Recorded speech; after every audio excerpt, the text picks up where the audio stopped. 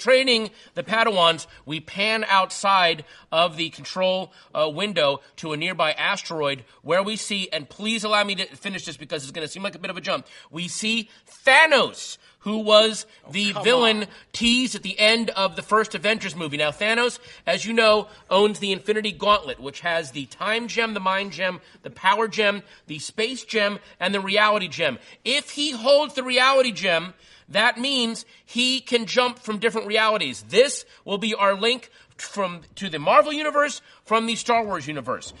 We then cut to Earth. Tony Stark realizes that there is... Tony Stark realizes that there is a... Tony Stark... I know who that is. This is the first person I've known. Tony Stark realizes, I do not recognize the chair. Tony Stark realizes that there has been a disturbance in what he will call a time ribbon. For the time being, I will allow J.J. Abrams to think of a better term for this. And he then starts to assemble the cream of the Marvel Universe, not the second-tier superheroes that we saw in the first Avengers movie. I'm sorry, but Hawkeye and Black Widow are not first tier. He would go find, Spider-Man. Spider-Man exists in that universe. He would go find Moon Knight. He would go find Daredevil. He would go find Hercules. And then that can bring in the entire pantheon of Greek gods that we saw in Clash and Wrath of the Titans. So now we have a giant franchise tie-in. Now, cut back to the Imperial Star Destroyer. Luke gets a visit from, and we only show this from the boots up first. So we show these like black boots with and then we pan up and, oh my God, it's Han Solo. But he's older and grizzled and really like focused and cool. Like he's seen some really bad stuff and he actually seems shaken. And Luke is like, what's wrong, old buddy? And that's when Han drops Chewbacca's severed head onto the floor. Yes, in front of all the Padawans. Way. Kids aren't going to like this. In front of the Padawans. Kids are not going to... Please let me finish. Thank you.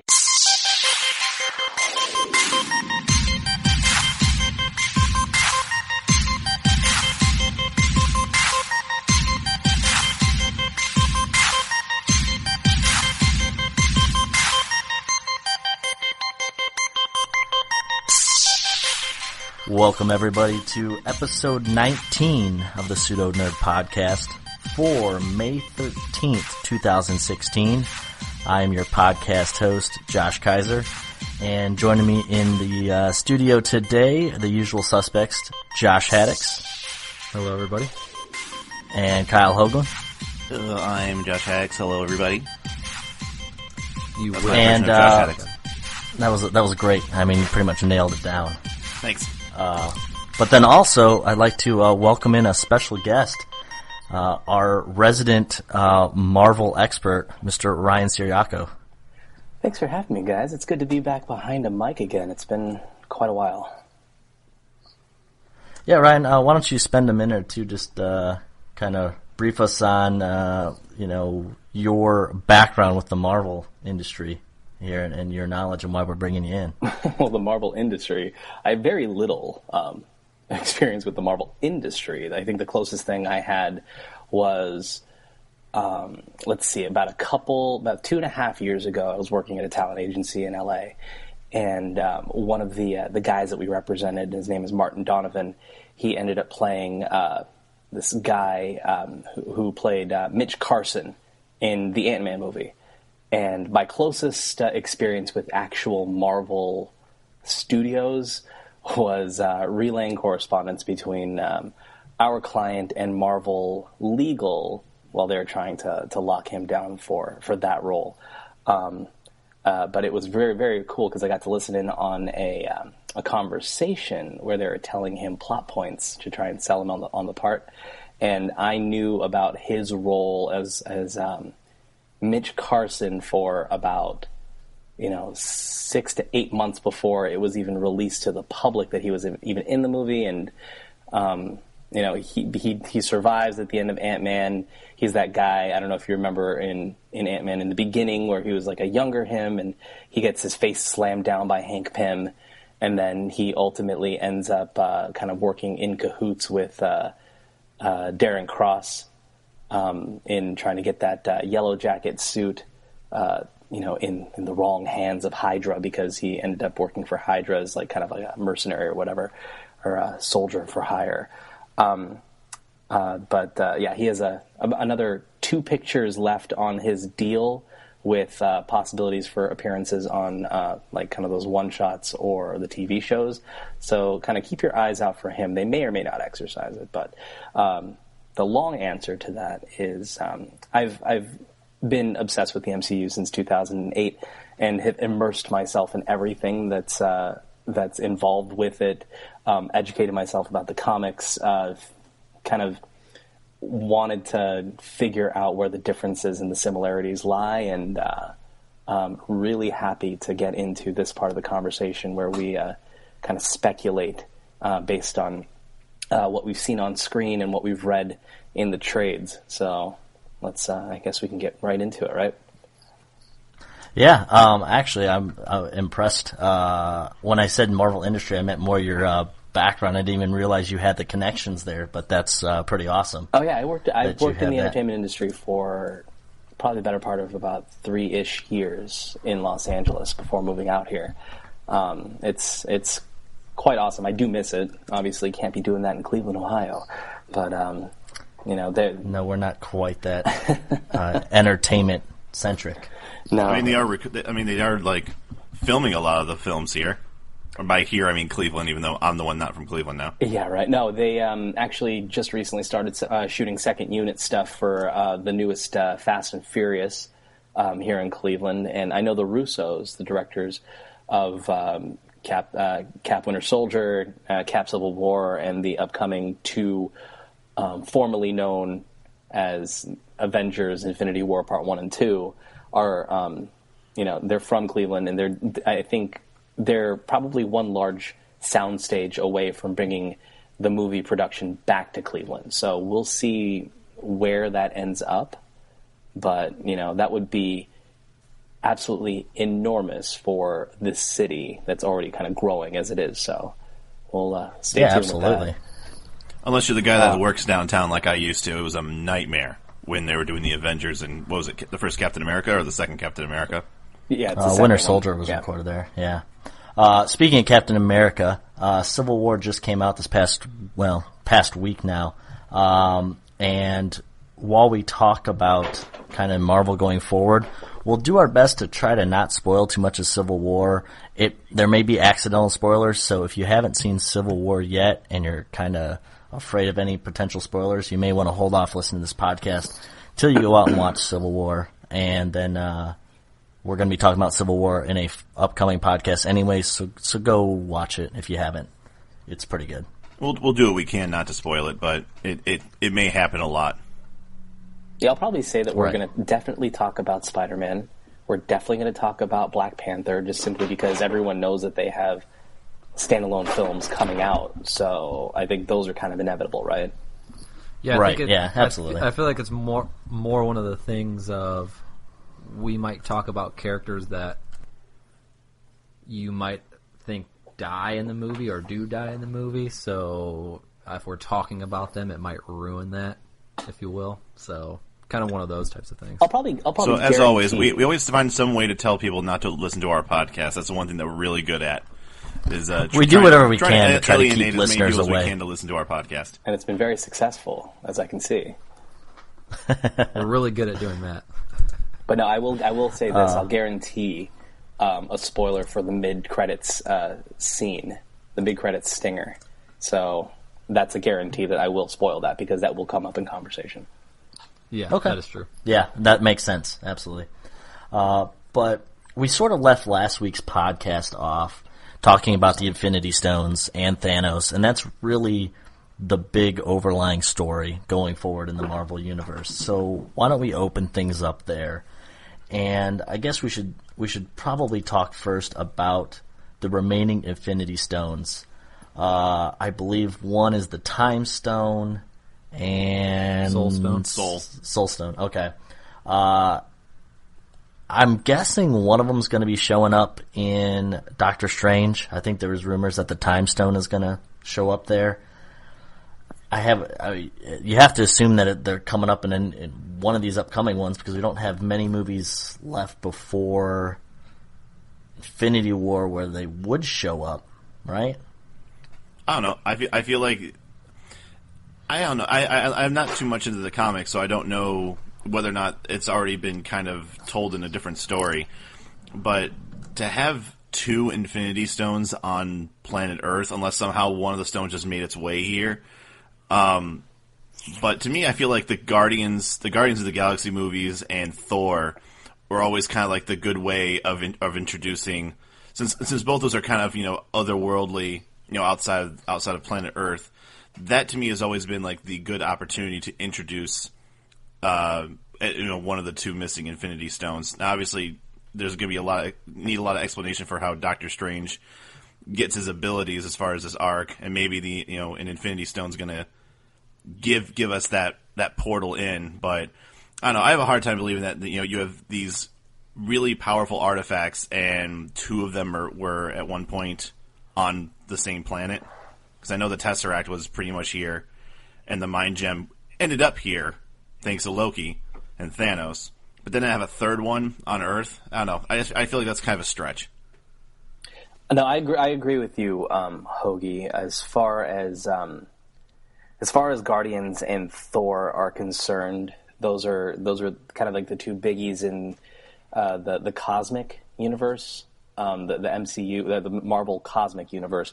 I would probably bet my house on the fact that they probably wouldn't include an Infinity Stone in Doctor Strange, simply because where he gets his power is from a very mystical force. And so it's very much, I don't know if, I'm sure you've drawn parallels in the trailer to like Inception and Batman Begins, but it's got such an Inception feel to it. Yeah, it's got Inception. It's very Nolan-esque. You could tell Scott Derrickson, who is the director of this film, is taking a lot of inspiration from, especially that Batman Begins, where it's like rich white man gets into, an existential funk, goes to the Far East to a mystical being in the mountains to try and find his powers, and then comes back to exact revenge, or not necessarily revenge, but to right the wrongs of his past with his new powers.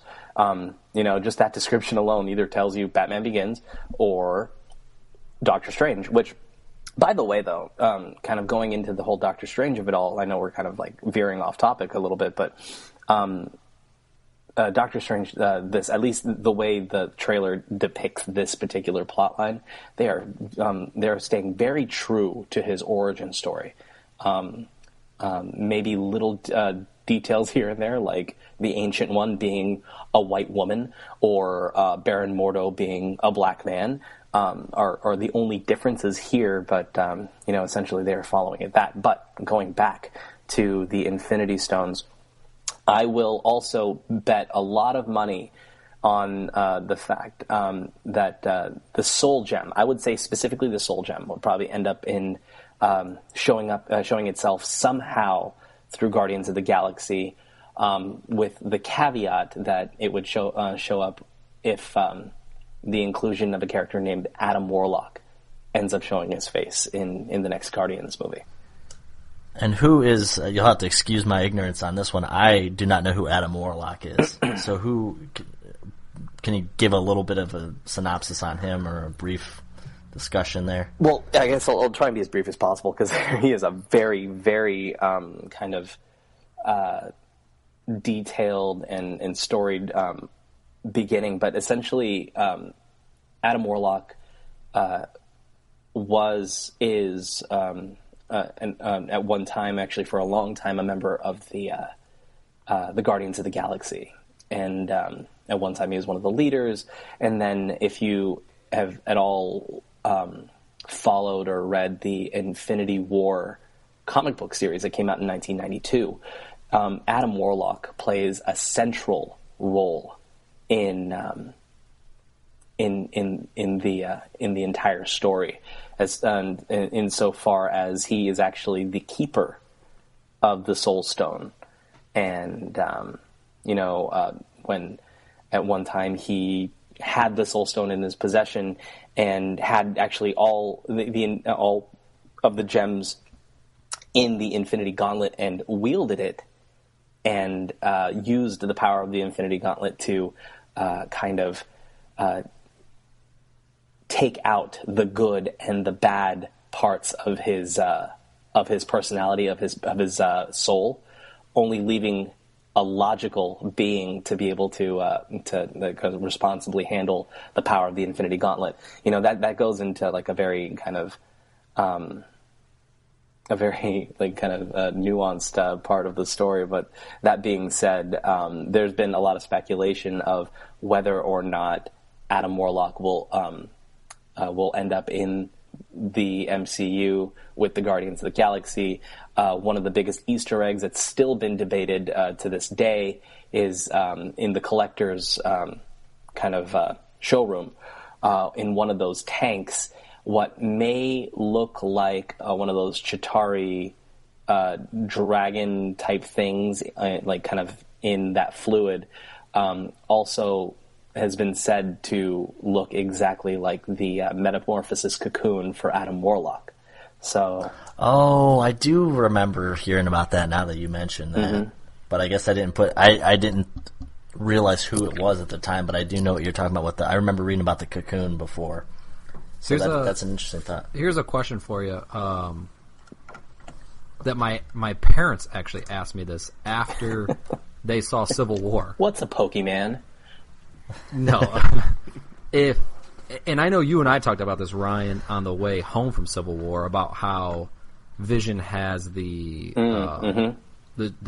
one stone in his... Which stone does he have again? The Mind. The Mind Stone. The Mind Gem, Mind Stone, whatever. So you would think that eventually that would get put in the gauntlet. So does the Vision from the movies lose his powers once that gem is gone? I was thinking about that. And I would probably say, well, I don't know. It could go either way. The easy answer to that would be yes, because him being a synthetic android, given the consciousness of the Mind Stone, kind of merging that with Jarvis and making the Vision, is one thing. But I don't know if you remember the little spoiler alert.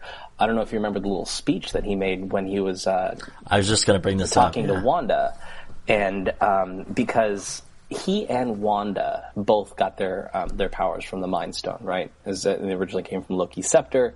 Baron von Strucker used the scepter to conduct experiments on the twins, Wanda and Pietro, right. Quicksilver, Scarlet Witch. And that's how they got their powers in this situation. Not, their original way they got their powers is because they're both mutants and both the offspring of Magneto, but that's another story for another time.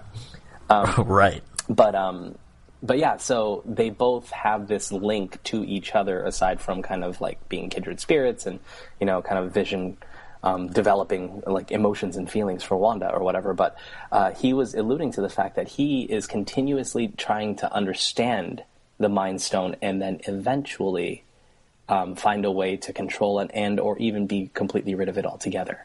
So that might be one of those moments where, if they might do this with the story, like Thanos in a raging battle, where Vision is matching them blow for blow. Thanos gets the upper hand, somehow removes the stone, adds it to his collection. Vision drops down in a heap, but then somehow kind of, through his own kind of evolving humanity and through his powers or whatever, ends up, kind of regenerating or, kind of reviving himself. And so Gotcha. I can see that happening. Yeah.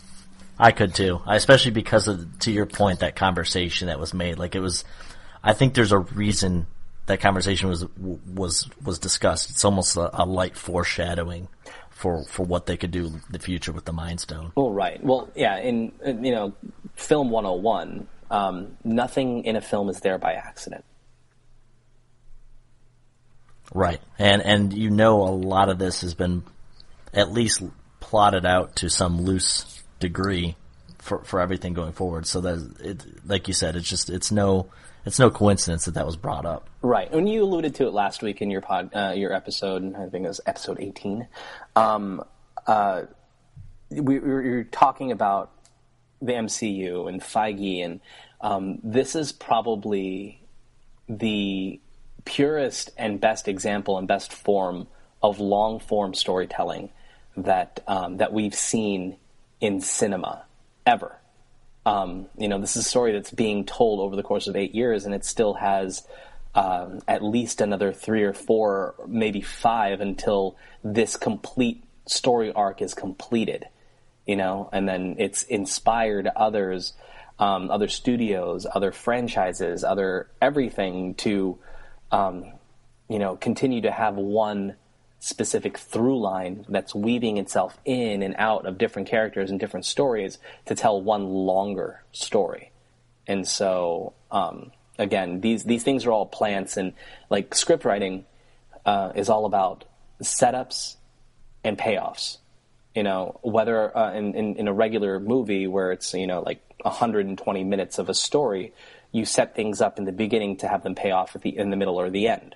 And so, because this is long-form storytelling, this little conversation, which could, conceivably be passed off as a break in the action, could very well be, planting the seeds for a huge payoff in Infinity War 1 or 2 or whatever you want to call it. Yeah, absolutely. I think that was well said, Ryan. Yeah. So let's just move on to when Thanos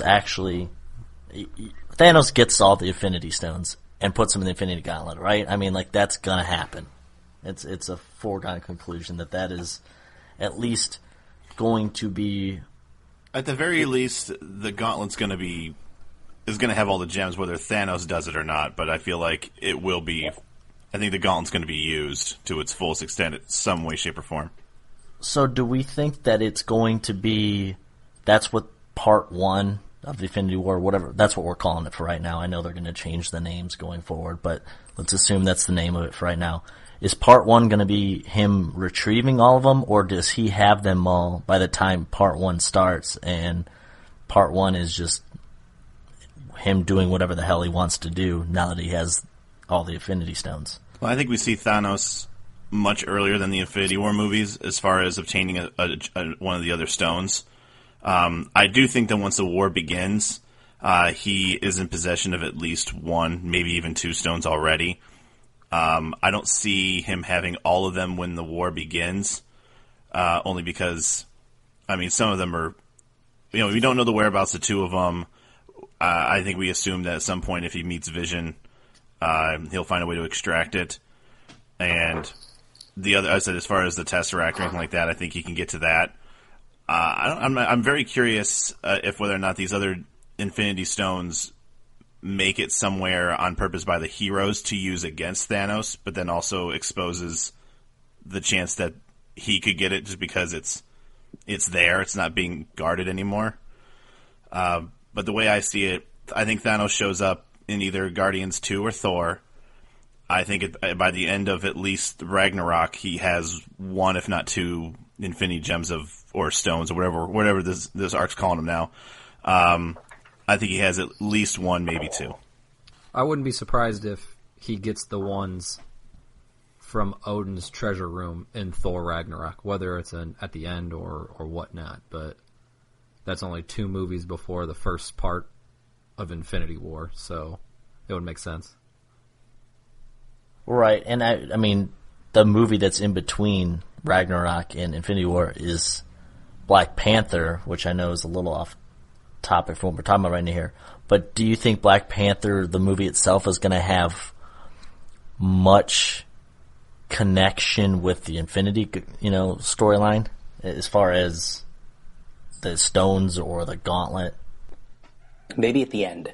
I would say maybe just to connect it to the rest of the universe, and just to remind everyone that this is a part of the big the big MCU. Maybe at the end, but I would say if you kind of look at all of the different MCU movies, you can kind of take a step back and look at them genre-wise, and they're looking to make each character's standalone films kind of fit a genre, right? Like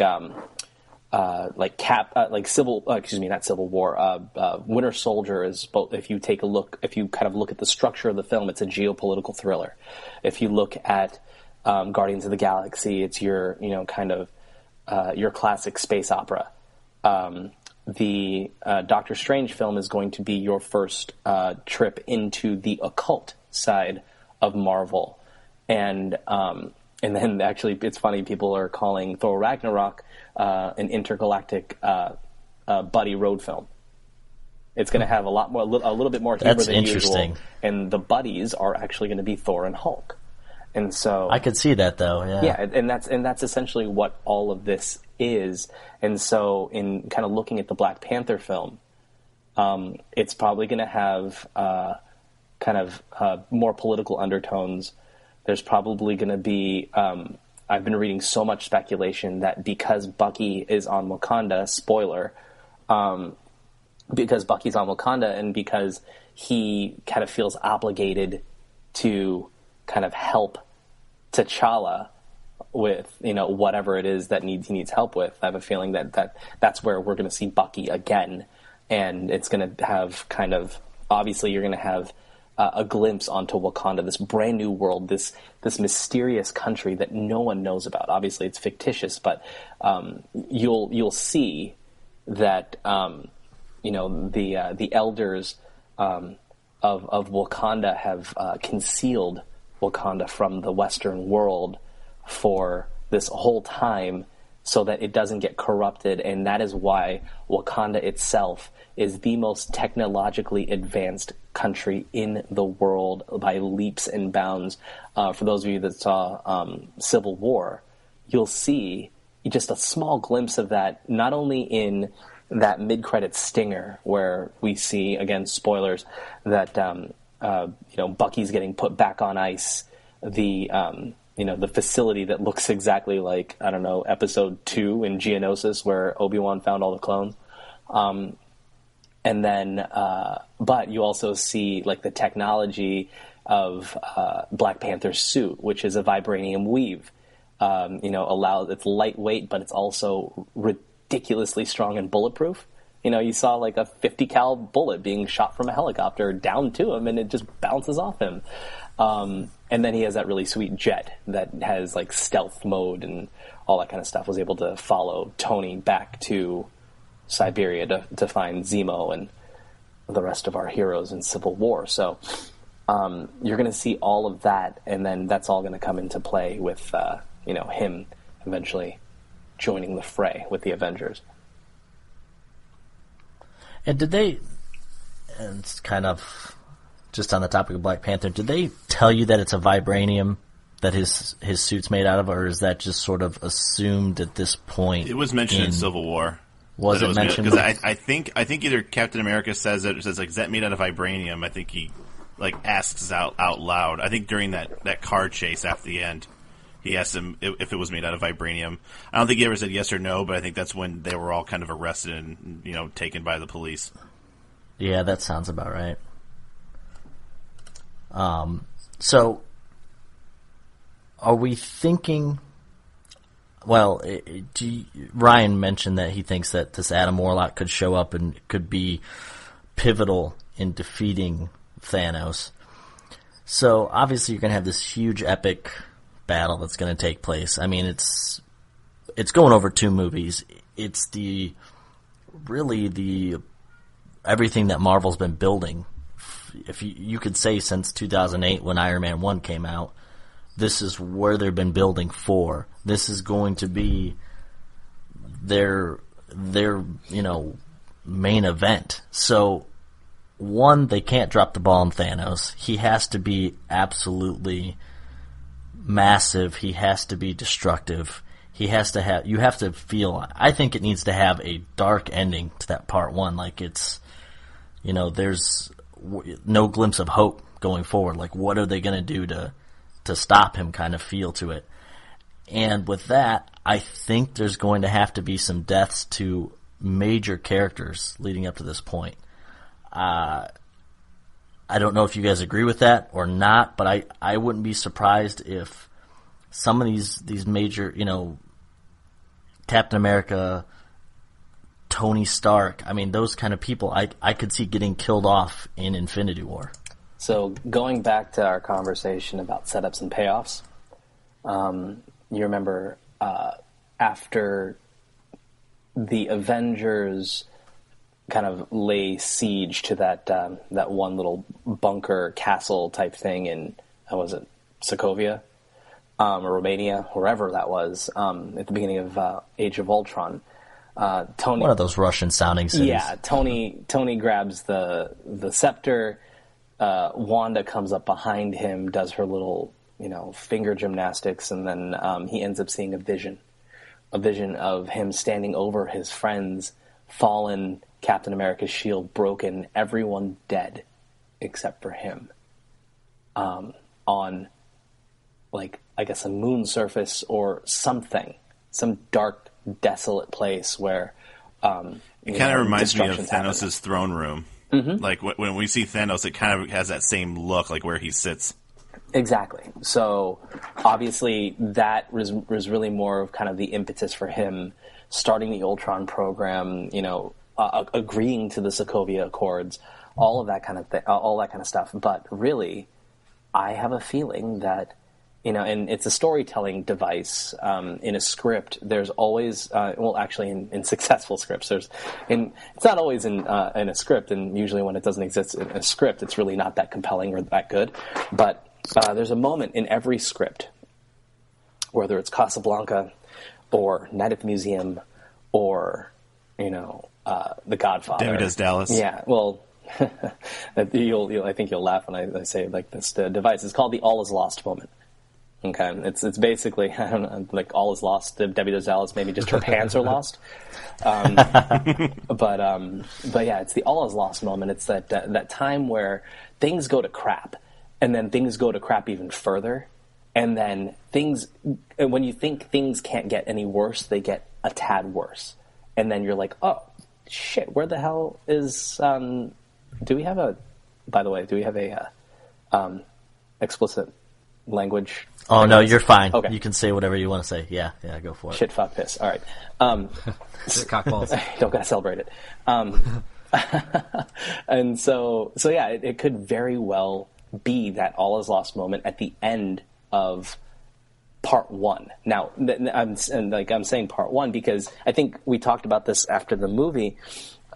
If they kept the original structure, if there was going to be a part one, part two, kind of like the Deathly Hallows, you know exactly what's going to happen at the end of part one. They're going to leave you with this big ass cliffhanger. Thanos is going to look into the camera with this big shit eater grin, with the Infinity Gauntlet raised, kind of like that that triumphant kid, that baby. It's like yes, like right in front of the camera, and that'll be fade to black, cut to the credits, and then people are going to be lying on the ground, like either kind of dead or dying.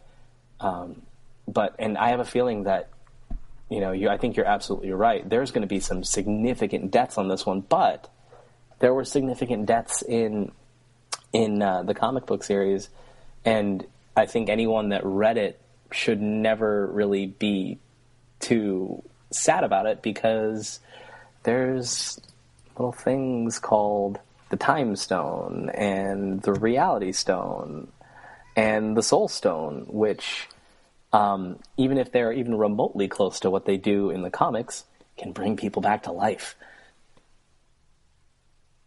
That's interesting. I didn't even think about that concept either. I was going to ask a question for our aftermath, but fuck, I'm going to ask it right now.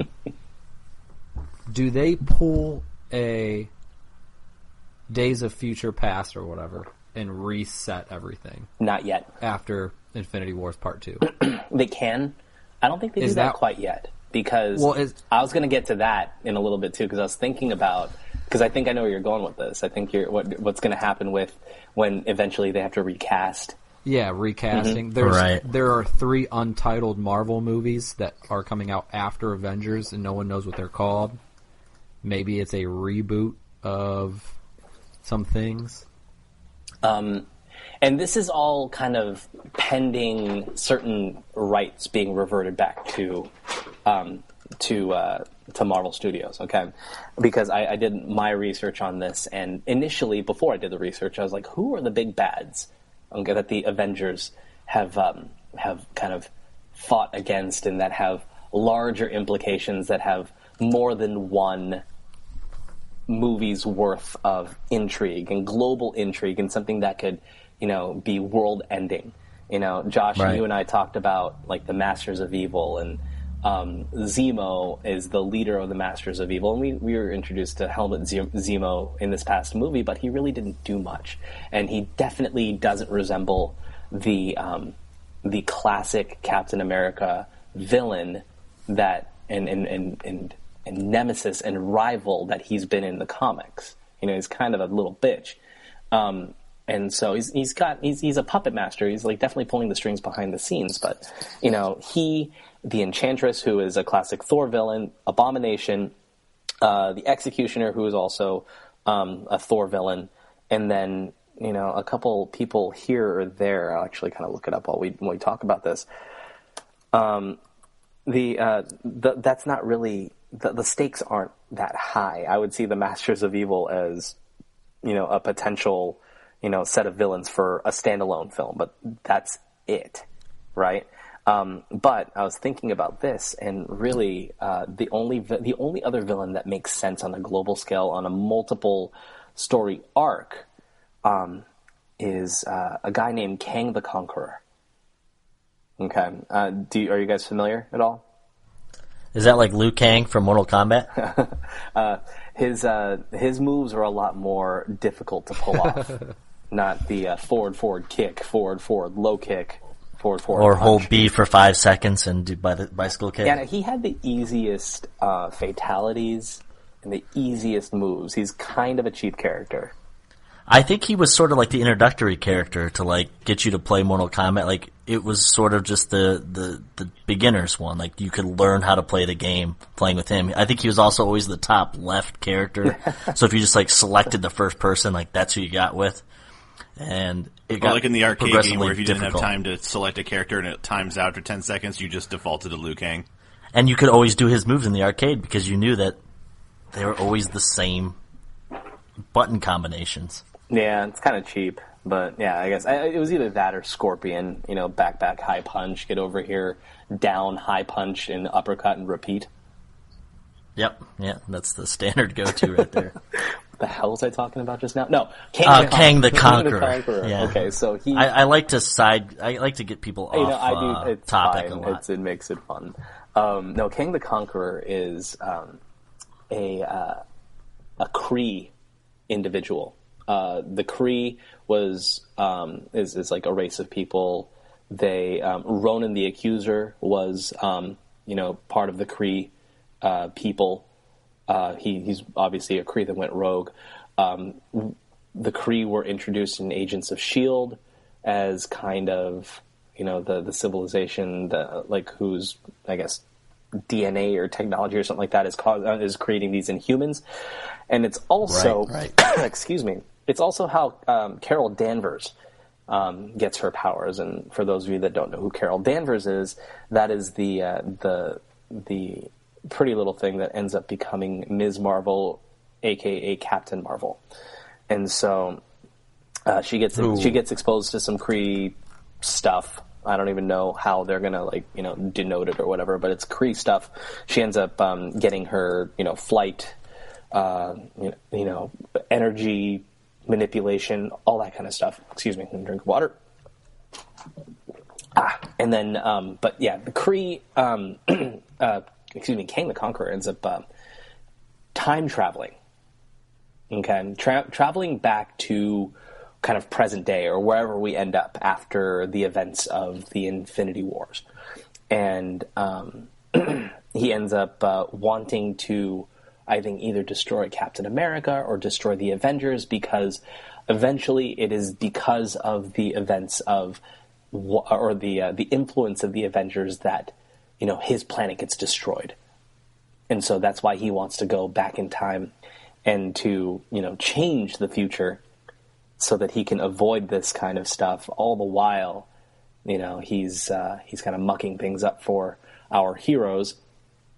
And he proves to be a very formidable adversary because of the technology that he has available to himself and all that kind of stuff. And so going back to what you were saying, Josh, about potentially rebooting and restarting everything using the Days of Future Past kind of formula, that would be one of the best and easy ways to be able to accomplish that later on down the road. However, the only way that happens is if Fantastic Four ends up reverting back to Marvel Studios. Honestly, because Fox owns them. I just watched Fantastic Four, the new one that came out this past summer. Have you seen it yet, Ryan? I have not. So obviously it got blasted in theater. Like, just the reviews were terrible. Even the director came out and tweeted that basically it was a piece of shit. Like, before it came, when it was being released. Oh yeah, I refused to watch it. So it's on HBO now. It's like available on, if you have HBO Now or HBO Go or anything like that, you can watch it. Wasn't it on right before Game of Thrones? Well, it might have been, but I just streamed it. Gotcha. Because it's just one of those movies that they have available for you to watch if you go on their HBO Go or whatever. But it's probably something they're running on TV right now. So it's horrible, but it's horrible to a whole nother level bad. It makes Rise of Silver Surfer look like an excellent movie. It makes Spider-Man 3 look like an instant classic.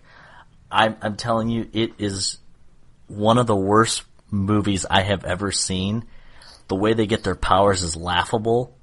The whole climax is just, it's like they spend an hour and a half building this movie up, 10 minutes, and then it's over. And the biggest shame of it all is they just, yet again, screw the Doctor Doom character up. And at this point, I would not be shocked if Fox doesn't see the success of Spider-Man in Civil War and probably even the Amazing Spider-Man movie Homecoming that's going to be coming out. I think if they don't do some sort of thing like that Sony is doing with Spider-Man, now they'll definitely do it by the time they see the success of Spider-Man Homecoming. So I think you will get Fantastic Four in this universe. It's just a matter of when. The thing with that is, I think if Feige plays his cards right, he might not even have to strike a deal with Fox, because there's a clause in each one of those licensing contracts that says, if you don't make a film with this property within a certain amount of time, you forfeit it. Right, and that's why they made that really shitty one back in the 90s or something like that. With which one? The Fantastic Four, that one that's like a real... Oh, right. But it looks like a homemade movie. Which is in recent history, which is why Daredevil reverted, which is why Ghost Rider reverted back to Marvel Studios. They even attempted to do it. They had no intention of ever making another Daredevil movie or making another Ghost Rider movie. And so that's why they're like, you know what, we're going to put our hands up on this one and give them back to you, because we're not going to make any money on this. I think this one, this Fantastic Four film, was officially when Fox jumped the shark. And I don't think if Fox intends on ever making another Fantastic Four movie, they'll probably get laughed out of, kind of any kind of exhibitor meeting, because no exhibitor is ever going to want to show this, seeing how horribly it tanked. I don't care, how revolutionary it was. I don't care how many young stars are in it. No, and nobody in Hollywood, would ever want to risk their careers. Luckily, the people that they got for the Fantastic Four, Miles Teller, Michael B. Jordan, Kate Mara, what's that kid's name that played the Thing? I don't even remember, but they're all going to be fine. Miles Teller is probably going to be the next Harrison Ford of our generation. I really think he's a fantastic actor. If you haven't seen Whiplash, go watch it. And then Michael B. Jordan, obviously, is one hashtag Oscars so white away from his first Oscar nomination. Or actually, or was it second? Was he nominated for Fruitvale Station? That I don't know. Anyway. I just know he was snubbed from Creed. Yeah, exactly. Oh, and by the way, speaking of Fruitvale, the director of Fruitvale, Ryan Coogler, young black director, he's the one that's in charge of Black Panther. So right away, it's going to be good. Oh, I absolutely could see that. So, but that being said, if Fantastic Four reverts, okay, and we get everyone that's involved with that, not only do we get Kang the Conqueror, but we also get Doctor Doom, but we also get probably the Future Foundation and everything that's involved with everyone involved with the Fantastic Four, probably Annihilus, all of that kind of stuff. I know I'm probably speaking Greek to you guys, but just look it up because the possibilities are endless. And Reed Richards, actually all of the members of the Fantastic Four. If you read any of the kind of mini event series over the past 5, 6, 7, 8, 9 years, all of them have had huge roles in the storylines. Reed Richards was a big person in the Secret Wars saga that just wrapped up last year. Sue Storm had a big part in the actual Age of Ultron comic book limited release series. The Thing is a huge contributor to the Avengers, and I don't know where Johnny Storm is. I think Johnny Storm's dead. Spoiler. Yeah, spoiler. Sorry. But then one of our listeners out there just got ruined on their childhood hero Johnny Storm, but yeah, it's all right. Don't quote me on that. But anyway, that it just opens up so much, and I think I was telling Josh about this too. The kind of post-Infinity War ramifications. Who controls the Infinity Stones, right? Who is the one person that is going to be charged with the responsibility of keeping this safe? In the comics, it's actually entrusted to... There are 6 stones, and it's entrusted to the 6 smartest people in kind of the universe at this point, or at least the known universe, okay? And by the way, Josh, I remembered the 6th one yesterday on a walk with my dog. So basically, the stones are split up evenly amongst 6 smart people: Tony Stark, Stephen Strange, T'Challa, Prince Namor, who I think he is owned by Universal, so that's why he hasn't shown up in a lot of stuff recently. Reed Richards, and finally Black Bolt, the Inhuman King. And the Inhumans is obviously another film that they wanted to do for the longest time, but that's been shelved indefinitely.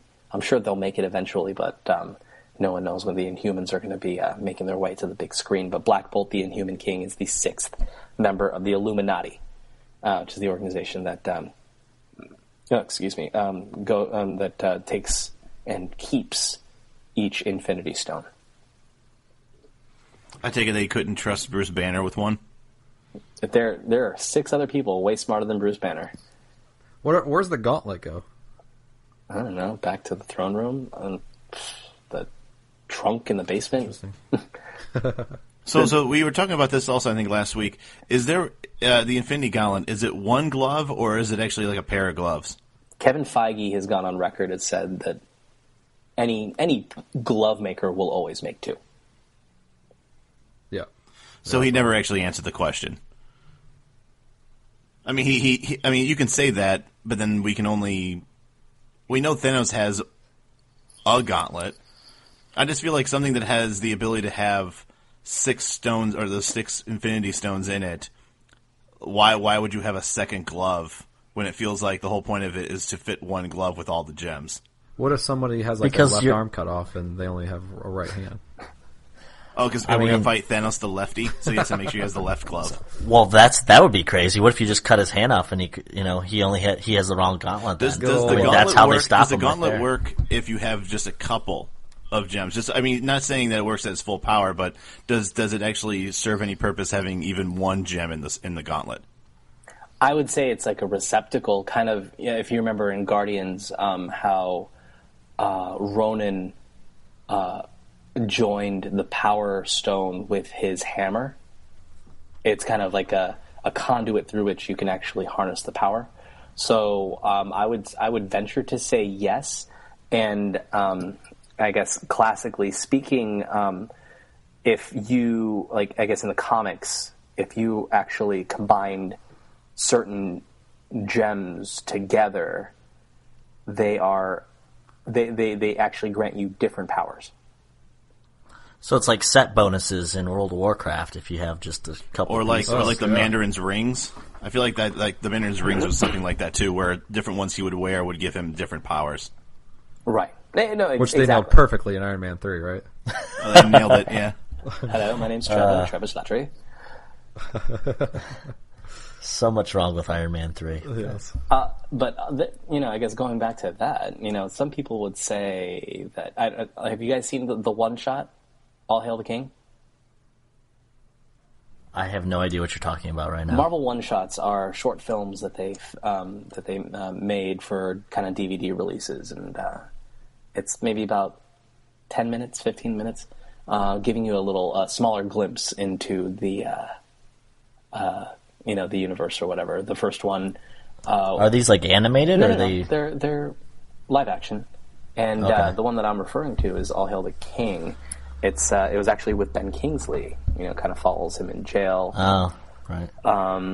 And people have said, like, based on speculation of that and how it's, really, they had like a little bit of a shell game of who really is the Mandarin. Is it, Guy Pearce's character? Is it, is it the Mandarin that Ben Kingsley plays? Who really is the Mandarin? And I think it could have been I think it could have been him all along playing possum. You know what I mean? There's Oh yeah, I'm with you. There's speculation that was it, and essentially like the description of the one shot is a documentary filmmaker interviews the Mandarin impersonator Trevor Slattery to unlock the secrets of his past and find out if the terrorist group the Ten Rings really exists.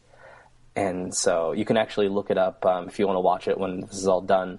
You can actually watch it online, but it should lend a little bit of insight to see if the Ten Rings terrorist group really is real, and that if Robert Downey Jr. ever comes back for an Iron Man 4, which I think he has left like the crack of the smallest window in his house open for, that could very well be that. Okay, yeah, that makes sense. I could see that. So we're kind of getting near the end here. I want two things before. One thing is I'm going to ask each of you to come up with a prediction on something going forward that maybe we haven't talked about, or maybe we briefly talked about, but you can kind of go further on anything character-wise, story-wise, whatever. But before we do that, I think we kind of agreed that Infinity War Part 1 is going to end with some sort of cliffhanger or something like that.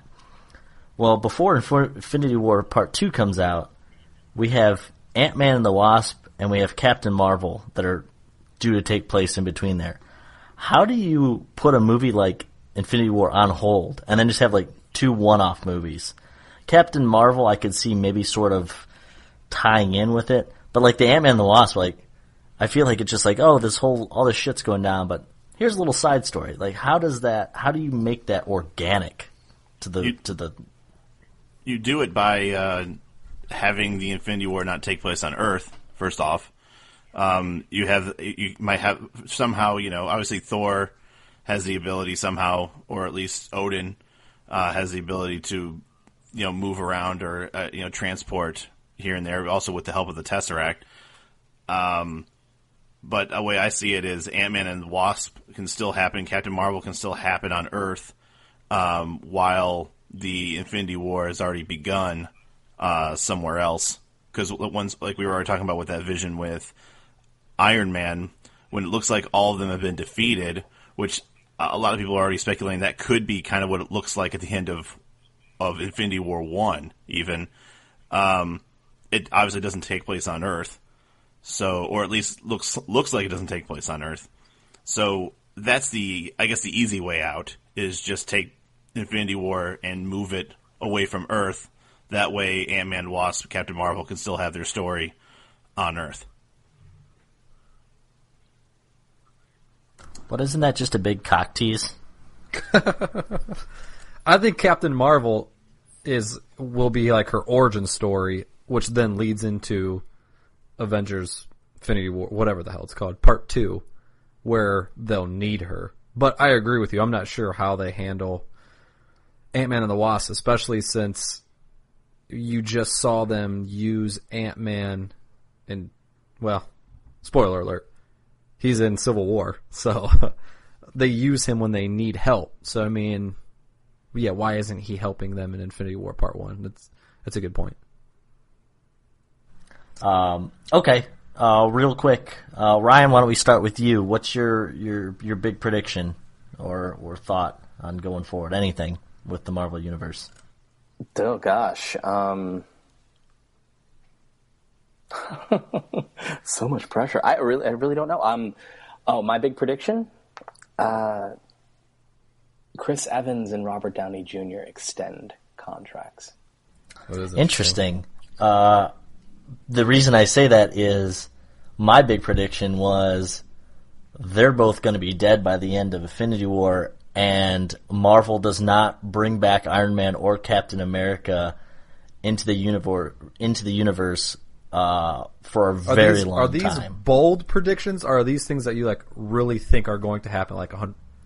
I mean, they could be either or. I think there's a part of me that believes that there's going to be no Captain America, no Iron Man after that for a while.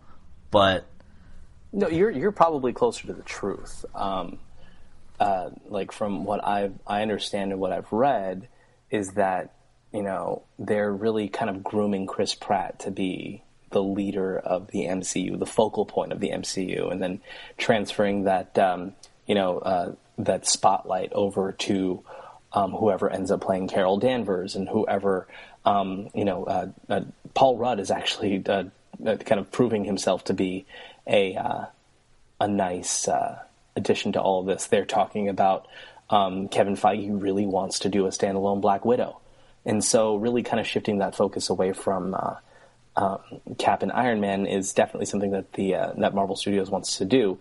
That being said, the fact that Marvel was able to not only get Robert Downey Jr. to amend his contract or extend his contract to include Civil War, and now most recently to include a significant part in Spider-Man Homecoming, he's 51 years old, but he just loves this part.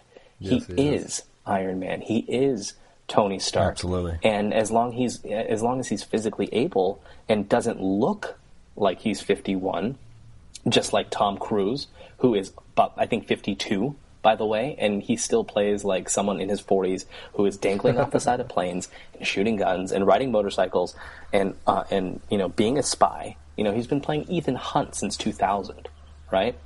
Sylvester Stallone's almost 70 or in his 70s. All he has to do is dye his hair and work out for a bit, and he looks like he's in his late 40s. Well, in Sly's case, he does take performance-enhancing drugs as well. Well, there you have it. Admittedly, he actually takes HGH for he took HGH for the Expendables. Yeah. Interesting. Haddix, prediction. I'll go with kind of what we talked about earlier. I think that they do some shape of reset, whether it's a soft or a hard reset after Avengers, and I think those untitled movies are kind of like new beginning movies, if you will. I gotcha. And Hoagland, what are you thinking? I think they're all wiped out. I think that. Whoa, damn, dude! The current Avengers. I think that vision is true. I think if they continue with the story, it goes with, like Ryan was saying, with Chris Pratt, Ant-Man, Spider-Man. But I think that the original Avengers, I'd be surprised if any of them. I wouldn't. Surprised is a strong word. I'll just say that I think that vision has true meaning to it, and whether they're all dead except for Tony Stark, who then would be in charge of taking care of one of the Infinity Stones, but I think the rest of them go. Interesting. So there you have it, folks. We give all of our predictions, and if the entire Avengers get wiped out, you can give Hougie his props. Shit, what did Hougie say last week that we said that? He was bringing up the gauntlet again. That Loki stole the gauntlet and gave it to Thanos. He thinks there's only one that Loki stole. Yeah. He's really held up on the one gauntlet thing. Well, I'm just held up that there's only one that we know of so far. Give me that much. You think that Maybe there's a second one, but we haven't seen it yet. You think the one in the trophy room and the one in Thanos' hand are one and the same? Correct. Yeah. I think it's the same glove. There's literally only one way to figure it out. Pop in Thor 1, pop in Avengers Age of Ultron. If it's the same hand, if it's the same hand, then you got your true. answer. If they're the same hand. Interesting. There you go. Dude, that's why we have Ryan on this podcast. That's why we bring the expert on. Because I can tell left from right. That's right. Ryan, real quick, you got any? You have a podcast. Do you want to give any shout outs for that, or any social media kind of thing on your end? I mean, for the 17 people listening, if you want to. Whoa! We have at least 18 listeners. All right. I was going to go with whoa. We only have like 5 listeners. But yeah, it's like whoa. We don't lie on this podcast, all right? We only make bold predictions. No, if you really, really, really want to find me on social media, you can just look me up. It's my full name, Ryan Ciriaco, RyanCiriaco, and then I've actually this was supposed to be the 3rd season of our podcast. It's called Implied Oral Consent. It's a baseball and pop culture podcast, but life has happened to both my partner Dave Harding and I. We he moved to Maine. He's the marketing director for his father's company out there in Maine. I have created half a life. My wife is busy creating the other half, and it's she's due to come out in about 5 weeks. We just bought a house. I'm coming to you live from my pod studio man cave, which I love. This is like the first time I've actually gotten behind the mic down here, and it's super awesome. I'd love to have you guys here for a remote. But yeah, no, I'm just grateful for the opportunity to sit behind this mic, speak to, basically the wall, but essentially kind of put that out there because I don't know. I'm sure this is exactly why you guys are doing this, but I crave a creative outlet, from my day because I'm certainly not getting it at work. So having something like this is just beautiful, and I'm glad. I'm really happy you guys thought of me for this. I'd be honored to join you for anything else that you want to have me on, and I'll try not to monopolize the airwaves too much next time. Well, we appreciate your insight, and I'm sure in the future we'll definitely bring you back, especially when if our fans reach out to us on Twitter or Facebook and all that. Let us know what you thought of the show. Let us know, what you thought of Ryan. If you want to hear him back, I'm sure they will. pseudonerdpod.com. You can find all of our social media there. So next week we're going to talk all about Civil War. Go see it if you haven't seen it yet. It's actually very good. I'll probably go ahead and see it again before we record next week. From Lakewood to Kalamazoo to San Francisco and Shaker Heights 2. I am Josh Kiser. He is Josh Haddix. He is Kyle Hoagland. And our special guest, Ryan Ciriaco. I will see you guys next time. Have a good Friday. See you later.